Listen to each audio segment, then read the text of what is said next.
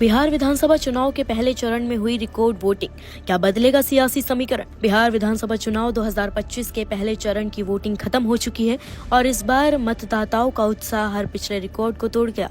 गुरुवार को 121 सीटों पर मतदान हुआ, जिसमें 64.69% वोटिंग दर्ज की गई, जो कि 2020 के मुकाबले लगभग 8% ज्यादा है। बिहार के इतिहास में यह अब तक के किसी भी पहले चरण की सबसे अधिक वोटिंग है। 2020 में जहां पहले फेज में 56.1% वोटिंग हुई थी, वहीं 2015 में 55.9% और 2010 में सिर्फ 52.1% मतदान हुआ था। इस बार करीब 3.75 करोड़ वोटर पहले चरण में शामिल थे, जो पिछले चुनाव से लगभग 5 लाख ज्यादा है। इनमें से 2.42 करोड़ लोगों ने अपने मताधिकार का इस्तेमाल किया, यानी लगभग 36 लाख अधिक लोगों ने वोट दिया। अब ये सवाल उठ रहा है कि इतनी बड़ी संख्या में मतदान क्या किसी बदलाव का संकेत है या फिर नीतीश कुमार की सरकार के प्रति भरोसे की नई मोहर। राजनीतिक विश्लेषकों के अनुसार भारत के चुनावी इतिहास में अक्सर देखा गया है कि जब वोटिंग ज्यादा होती है तो इसका अर्थ होता है कि जनता बदलाव चाहती है, यानी कि एंटी इनकम्बेंसी। लेकिन ये हर बार सही नहीं होता।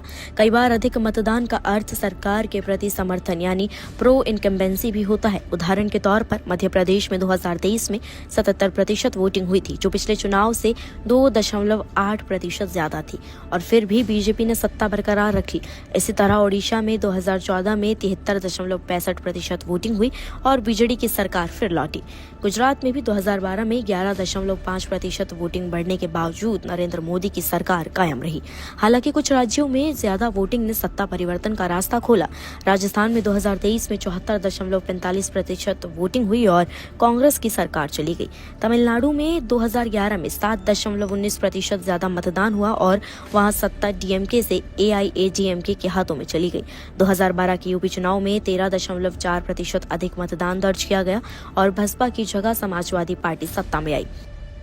पहले चरण में बिहार के 9 में से 6 डिवीजन दरभंगा, तिरहुत, कोसी, सारण, मुंगेर और भागलपुर में वोटिंग हुई। पिछली बार इन 121 सीटों में से 60 एनडीए और 61 महागठबंधन को मिली थी। इस बार मुकाबला और दिलचस्प हो गया है क्योंकि प्रशांत किशोर की जनसुराज पार्टी पहली बार मैदान में है, जिससे लड़ाई त्रिकोणीय हो गई है। वोटिंग के बढ़ने ने दोनों खेमों को सतर्क कर दिया है। एनडीए इसे जनविश्वास की जीत बता रहा है, जबकि महागठबंधन इसे बदलाव की आहट कह रहा है। इस बार महिला मतदाताओं की भूमिका निर्णायक मानी जा रही है। बिहार की राजनीति में महिलाएं 2005 से नीतीश कुमार की ताकत रही हैं। साइकिल योजना और शराबबंदी जैसे फैसलों के बाद से महिलाओं का बड़ा वर्ग लगातार नीतीश के पक्ष में वोट देता रहा है। हालांकि 2020 में यह समर्थन कुछ कमजोर पड़ा था, लेकिन अब नीतीश सरकार ने महिला सहायता योजना के तहत 10,000 रुपए की राशि देकर फिर से महिला वोटर्स को साधने की कोशिश की है। वहीं तेजस्वी यादव ने हर महिला को 30,000 रुपए देने का वादा किया है। ऐसे में महिला वोट किस दिशा में गया, ये तय करेगा कि बिहार की सत्ता किसके हाथों में जाएगी। वोटिंग प्रतिशत में वृद्धि के पीछे 4 मुख्य कारण बताए जा रहे हैं। पहला, महिलाओं से जुड़ी योजनाओं और वादों ने बड़ी संख्या में महिला वोटर्स को बाहर निकलने के लिए मोटिवेट किया। दूसरा, वोट चोरी के आरोपों को लेकर विपक्ष द्वारा चलाई गई मुहिम ने पिछड़े वर्गों और अति पिछड़े वर्गों को मतदान के लिए सक्रिय किया। तीसरा कारण है प्रशांत किशोर की जनसुराज पार्टी, जिसने लोगों में राजनीतिक उम्मीद जगाई है। और चौथा, छठ पर्व के बाद मतदान होने से बाहर से आए लोगों को वोट डालने का मौका मिला, जिससे मतदान प्रतिशत बढ़ा है। बिहार के चुनावी इतिहास पर नजर डालें तो हर बार जब राज्य में 5% से ज्यादा वोटिंग बढ़ी या घटी, तब सत्ता या सियासत का स्वरूप बदला है। 1967 में 7% वोटिंग बढ़ी और पहली बार गैर कांग्रेसी सरकार बनी। 1980 में 6.8% वोटिंग बढ़ने के बाद कांग्रेस की अपने बूते सत्ता में वापसी हुई। 1990 में 5.8% ज्यादा मतदान ने लालू यादव को मुख्यमंत्री बनाया और कांग्रेस का युग खत्म हो गया। 2005 में 16% कम वोटिंग हुई, लेकिन लालू राबड़ी शासन का अंत हुआ और नीतीश कुमार की सुशासन सरकार आई।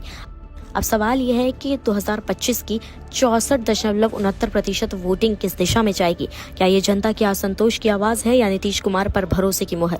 राजनीतिक विश्लेषक मानते हैं कि इस बार नतीजे पूरी तरह स्थानीय मुद्दों पर निर्भर करेंगे। जिन इलाकों में नीतीश की योजनाएं कारगर रही, वहां एनडीए को फायदा हो सकता है, जबकि बेरोजगारी और पलायन जैसे मुद्दों से प्रभावित क्षेत्रों में महागठबंधन को बढ़त मिल सकती है। जनसुराज पार्टी कुछ सीटों पर वोट कटवा तो कुछ जगह किंग मेकर की भूमिका में हो सकती है। अब पूरा ध्यान 11 नवंबर नवंबर पर है, जब दूसरे चरण की वोटिंग होगी। अगर दूसरे और आखिरी चरण की 122 सीटों पर भी इतनी ही वोटिंग हुई तो ये बिहार की राजनीति को पूरी तरह बदल सकता है। और 14 नवंबर को जब नतीजे आएंगे तब ये साफ होगा कि बिहार की ये बम्पर वोटिंग बदलाव की दस्तक थी या फिर नीतीश के सुशासन की एक और मंजूरी। फिलहाल खबर पर आपकी क्या राय है, कमेंट्स में हमें जरूर बताएं। नमस्कार, मैं हूं मानक गुप्ता। अगर आपको हमारा ये वीडियो पसंद आया हो तो इसे लाइक और शेयर जरूर करें और हाँ, हमें सब्सक्राइब और फॉलो करना ना भूलें ताकि आप देश और दुनिया की कोई खबर मिस ना करें। तो जुड़े रहिए हमारे साथ और देखते रहिए न्यूज़ 24।